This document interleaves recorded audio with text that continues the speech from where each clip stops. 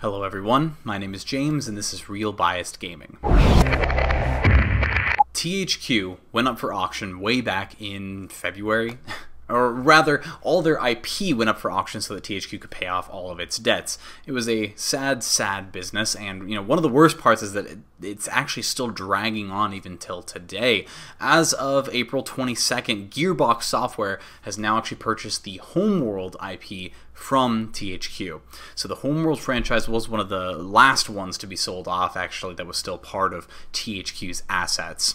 Now, what is Homeworld really quick? It was a truly excellent real-time strategy game that takes place in space using all kinds of ships, from small fighters and support craft all the way up to large battle cruisers. Now, you had to actually operate in the 3 dimensions of space, so enemies could be above you, below you, behind you, all around you. So it was really unique in that respect. I really love this series due to its really solid focus on upgrades and customization, as well as the progressive way to approach base building and resource gathering as well. It's really kind of a cult classic when it comes to the real-time strategy genre. So that's Homeworld. What is Gearbox? Well, Gearbox is famous for Borderlands. This is mainly because Borderlands is their biggest success, right? It's a great game, all that stuff, 1 and 2. But people do not realize that Gearbox is also really known for making pretty crappy games based on other people's original intellectual property. Duke Nukem Forever and Aliens Colonial Marines would be the most recent examples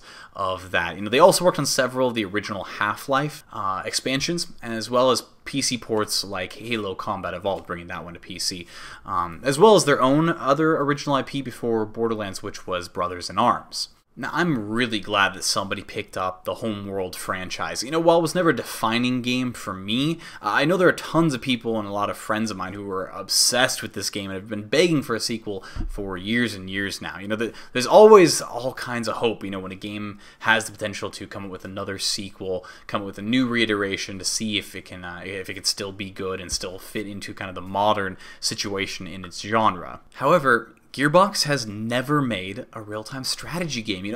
This is one of those situations where I would love to think the best. I would love to give Gearbox the benefit of the doubt, if I could. That since they've never made a real-time strategy game, that they've never proven they can't make one, right? I mean, if they're looking into starting up in the real-time strategy genre, I could see them making many worse business decisions than buying the IP of a beloved franchise, for sure. But I bought Aliens Colonial Marines, and I played Duke Nukem Forever. They're not good. They're not. Duke I at least had some enjoyment out of, but with Aliens, that game was just a joke. These 2 games, they're a pretty nasty track record when it comes to Gearbox and working with other people's games. Now, all that being said, it is not as if THQ actually had a choice in this one. Even very recently, more news came out talking about who THQ still owes a lot of money to. They may still be millions short even after selling off Homeworld, as well as some of their other games like Red Faction and Darkstriders. They still might not even be able to pay off everybody that they owe money to. Now, I wish somebody else had picked up Homeworld, but I do not get to decide any more than THQ got to decide whether they actually went into bankruptcy or not. As that is, let me know if you've been following it. Which IP purchase from THQ is the most exciting to you, or has you the most worried?